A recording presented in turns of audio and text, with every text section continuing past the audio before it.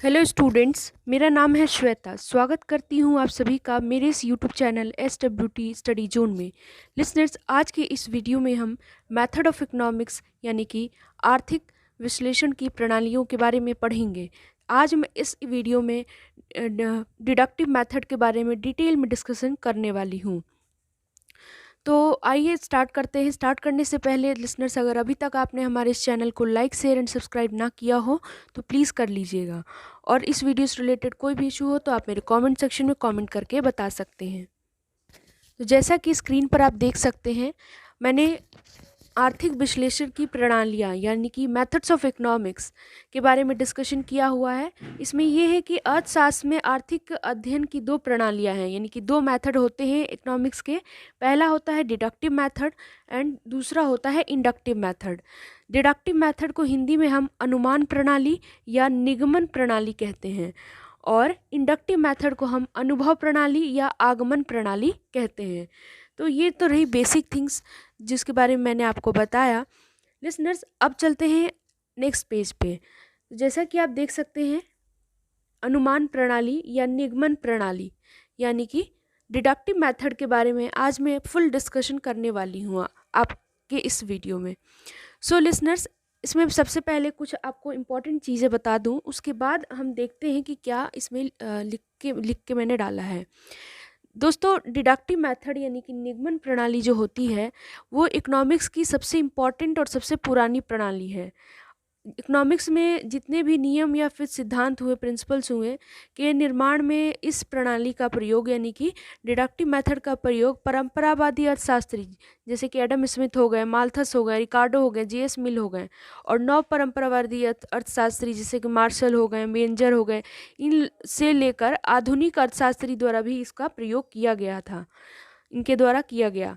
फिर उसके बाद क्या हुआ कि स्टार्टिंग में निगमन प्रणाली को यानी डिडक्टिव मेथड को बिना गणित के ही प्रयोग के ही विकसित किया गया था। लेकिन 19वीं शताब्दी में जो प्रमुख अर्थशास्त्री थे उनका नाम है एजवर्थ, उन्होंने इसका प्रयोग गणितीय प्रणाली के रूप में किया। तो वर्तमान में बहुत सारे अर्थशास्त्रियों द्वारा आर्थिक विश्लेषण के लिए निगमन प्रणाली का प्रयोग किया जाता है। तो आई होप आपको ये जो मैंने इंट्रो दिया है ये क्लियर हो गया होगा। इसमें बेसिकली ये है लिसनर्स कि जो ये इस रीति को यानी कि इस प्रणाली को हम काल्पनिक रीति, हाइपोथेटिकल मेथड यानी काल्पनिक प्रणाली भी कह सकते हैं, विश्लेषण रीति यानी एनालिटिकल मेथड, और है अमूर्त रीति यानी कि एब्स्ट्रैक्ट मेथड आदि अनेक नामों से इसे पुकारा जाता है। तो ये कुछ नाम है, तो इस नाम से भी अगर क्वेश्चन आ जाए एग्जाम में तो आप ये मत सोचिएगा कि आउट ऑफ सिलेबस है, क्योंकि नाम यही है, पूछने का मतलब उनका यही है, तो आपको इसी के बारे में बताना है। आगे बढ़ते हैं। नेक्स्ट है कि जब इस रीति का प्रयोग जो है प्राचीन काल से लेकर आज तक होता आया है। नेक्स्ट इसमें ये बोला गया है लिसनर्स कि इसे सबसे पहले प्रयोग में लाने का जो श्रेय है वो ब्रिटेन के परंपरावादी अर्थशास्त्री को जाता है। उसके बाद इसमें बताया गया है कि इस रीति यानी कि इसको रीति कह ले या प्रणाली कह ले, इसमें सामान्य से विशिष्ट की ओर यानी कि फ्रॉम जनरल टू पर्टिकुलर बढ़ा जाता है। यानी कि इसमें इसकी बात होती है इस रीति में, या कह सकते हैं आप प्रणाली में हम सामान्य से विशिष्ट की ओर बढ़ा जाता है। इसका मतलब ये है कि सामान्य सत्य के आधार पर हम विशिष्ट सत्य की खोज की जाती है इसमें बेसिकली। जैसे कि अगर मैं आपको एग्जाम्पल दे के समझाऊँ तो इसमें जैसे कह सकते हैं कि ये स्वयं सिद्ध बात है कि जो इंसान होता है वो मरणशील है, यानी कि ये सामान्य सत्य है। भाई, कोई जो इस दुनिया में आया उसको एक दिन ना एक दिन मरना है, ये सामान्य सत्य है। सामान्य सत्य के आधार पर हम तर्क की सहायता से ये कह सकते हैं कि मान लीजिए कोई एक्स पर्सन है, यानी XYZ कोई भी एक पर्सन मनुष्य है जो कि एक दिन मरेगा, यानी अवश्य मरेगा, ये विशिष्ट सत्य हो गया। इसी प्रकार ये भी सर्वमान सत्य है कि बाकी सब चीज़ें सेम रहने पर जो जो वस्तुओं की कीमत में कमी होती है, यानी कि गुड्स की प्राइसेस में फॉलिंग आती है, वैसे वैसे वस्तु की मांग बढ़ती है, यानी कि उसकी डिमांड बढ़ती है। सस्ती चीज़ें फिर उसकी डिमांड बढ़ने लगती है। तो इसी सर्वनाम सत्य और तर्क की सहायता से हम कह सकते हैं कि समाज में रहने वाले कोई भी व्यक्ति के द्वारा वस्तु की कीमत घटने पर उसकी मांग बढ़ाई जाएगी। तो ये कुछ बेसिक चीज़ें थीं इस अनुभव और निगमन प्रणाली में।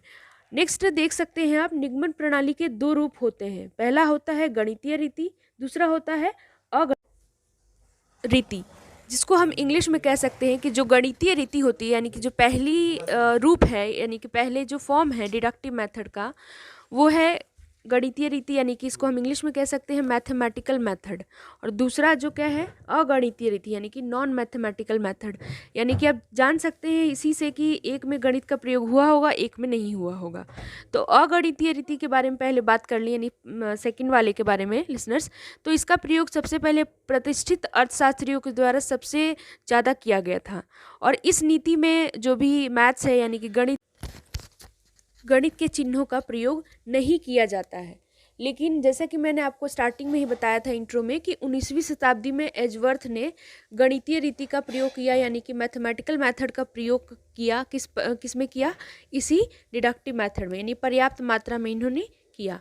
तो आई होप आपको जितनी भी चीज़ें मैंने इसमें बताई रिलेटेड टू डिडक्टिव मेथड, अनुमान प्रणाली या निगमन प्रणाली से संबंधित, आपको समझ में आ गई होंगी। लिसनर्स, अगर वीडियो पसंद आए तो please like share and subscribe करना ना भूलिएगा। और इस वीडियो से रिलेटेड कोई भी क्वेरी है तो आप मेरे कमेंट सेक्शन में कमेंट करके बता सकते हैं। Thank you for watching.